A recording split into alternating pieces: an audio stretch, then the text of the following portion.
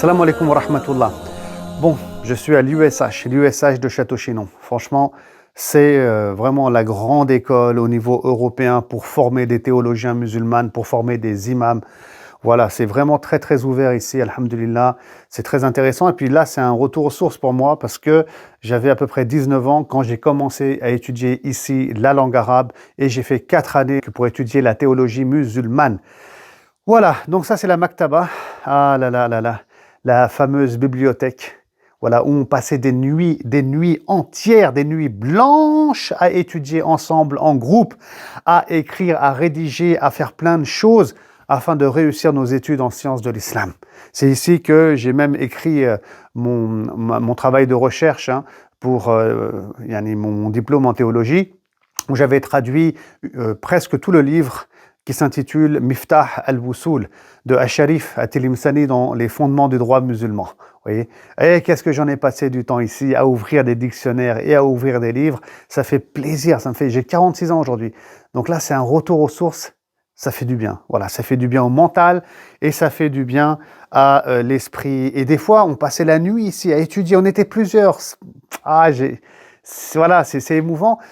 Et jusqu'au soubh, jusqu'à la prière. Et ensuite, il y avait l'appel à la prière qu'on entend aussi ici. Et après, on sortait et on allait directement à la mosquée qui est juste dehors, qui a été construite d'ailleurs à notre époque, dans les années 90, et qui s'appelle Masjid al-Walidain, la mosquée donc des parents. Une très belle mosquée qui a maintenant pris un peu d'âge. D'ailleurs, ils sont en train de construire une autre mosquée ici à l'USH. Il y a des travaux et vous pouvez y participer si vous le souhaitez, bien entendu. C'est pour la bonne cause, tout ça. Voilà, donc on va se balader un peu. On va revenir aux sources. Voilà, c'est là que j'ai grandi. C'est là que j'ai côtoyé des grands chouyours. C'est là que j'ai côtoyé Cheikh Larbi Bechri, qui est aujourd'hui le directeur, le recteur de l'USH de Château-Chinon, qu'Allah subhanahu wa ta'ala le préserve. Salam alaikum, maintenant on est dehors, on est dans la cour, alhamdulillah, de l'école. Donc on est sorti de la bibliothèque, là on a la cuisine, donc c'est le fameux mat'am, l'endroit que les élèves apprécient énormément. Ici on a le bureau de l'accueil, je vous le montre, c'est ici que se trouve le secrétariat et la direction. Là, c'est l'entrée de la bibliothèque, ici, vous voyez. Et là, à côté, c'est la salle des profs. La salle des profs, quand j'ai été étudiant ici, j'ai commencé par la langue arabe, la salle des profs. Mon prof d'arabe, la nuit, il était là en train de travailler. À 2h du matin, 3h du matin, nous, on allait à la bibliothèque pour étudier. Et là, on se disait, il faut qu'on bosse. Parce que lui, il bosse, notre prof, il bosse, il se donne à fond, il est motivé, il y croit, il faut qu'on soit à la hauteur, on n'a pas le droit de le décevoir. Voilà comment on réfléchissait, alhamdulillah. Donc c'est grâce à nos chouyours, grâce à nos enseignants, qu'on a pu s'élever, alhamdulillah, au niveau du savoir. C'est grâce au travail qu'ils ont fourni, au sacrifice qu'ils ont fait, que nous aussi, alhamdulillah, on a été motivés par la suite après la fin de nos études. Si je fais cette vidéo, c'est pour vous dire quelque chose d'important, passer un message, c'est que le savoir, c'est quelque chose qui a énormément de valeur. Donc il faut beaucoup sacrifier pour acquérir le savoir. Le prophète sallallahu alayhi wa sallam, il nous dit, celui à qui Allah veut un bien, il lui donne une bonne compréhension, yufaqihuhu fid-din, dans la religion. Et donc le croyant, s'il veut acquérir ce savoir qui fait partie de l'héritage du prophète Mohammed sallallahu alayhi wa sallam, parce que les ulama sont les héritiers du prophète, alors il faut qu'il se déplace, il faut qu'il aille loin dans la forêt, comme ici.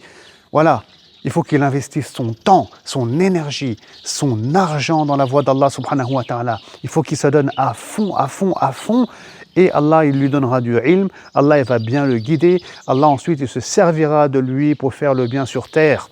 Ce message, il est important, surtout à une époque où on a TikTok, Insta, les réseaux sociaux, YouTube, les gens, ils consomment, ils lisent des bouquins ici et là, et ils pensent qu'ils ont appris la religion. Non, nos pieux prédécesseurs, ils sacrifiaient leur vie dans la voie d'Allah subhanahu wa ta'ala, leur temps, et donc, en revenant ici, alhamdulillah, je reviens un peu à mes sources.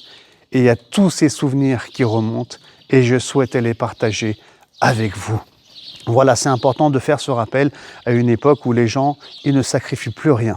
Voilà, ils veulent consommer, ils veulent tout et ils le veulent rapidement. Ça, c'est la chambre 113. Ça n'a pas changé. Il faut l'entourer.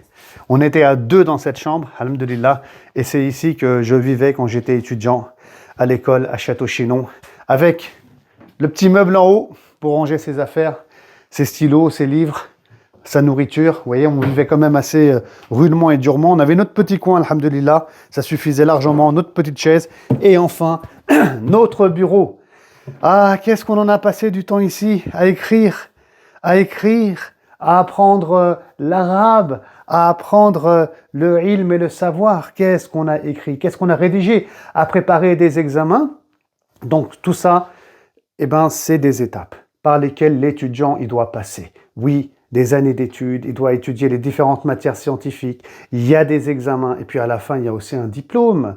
Parce qu'aujourd'hui, malheureusement, il y a plein de gens qui sont autodidactes. Ils lisent des livres chez eux, tranquillement.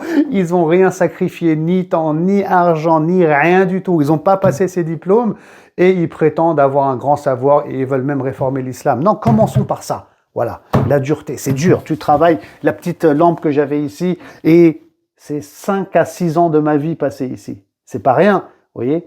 Et donc, là, ils ont mis le lit. On voit pas grand-chose. Je vous montre un peu le meuble qu'on avait. Ça, c'est l'unique meuble qu'on avait, alhamdoulilah.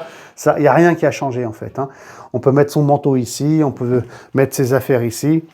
Donc, alhamdoulilah, on vivait humblement. Et puis ensuite, on montait à la mosquée quand il y avait l'appel à la prière.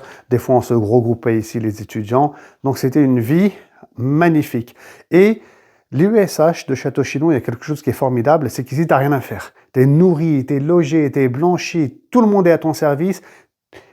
On te demande qu'une chose, c'est de travailler et d'étudier et de t'investir sincèrement dans le savoir pour le Coran ou bien pour les études théologiques ou bien encore pour la langue arabe. Tout est mis en place ici pour que tu aies tout le temps de travailler. Même le climat, le contexte, on est quand même dans la forêt, à Saint-Léger de Fourgeret et c'est pas rien. D'ailleurs, je vais vous montrer les vaches maintenant. Bon. La nature de l'USH, franchement. Et des fois, quand on était étudiant, et qu'on était fatigué avec les mois, les semaines, le travail, on est tellement isolé du monde que quand je regardais là-bas au loin, je m'imaginais que de l'autre côté, c'est un océan, comme si on est sur une île, vous voyez. Donc on est sur des conditions ici de vie pour étudier qui sont formidables, surtout quand on veut apprendre le Coran. Vous voyez, parce qu'il y a le calme, il y a la nature, c'est vraiment exceptionnel ici, en vérité. Hein. On n'est pas dans la cité, dans la ville, on est préoccupé. Oh là là, je dois préparer à manger, j'ai ça à faire et ça à faire. Non, c'est super calme, c'est super beau. Vous voyez, la nature, mashallah. Tout ça, ça nous manque dans les grandes villes, Donc, on va aller voir les vaches.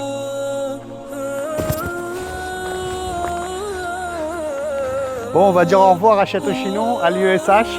Dans la pluie, avec les vaches là-bas. Oh, on se connaît, à l'ancienne. Peut-être que les anciennes vaches, elles sont mortes. Hein. Et machallah, il pleut et elles se mettent sous l'arbre, les vaches. Ah, ces belles vaches blanches. Elles vont tellement manquer, salam.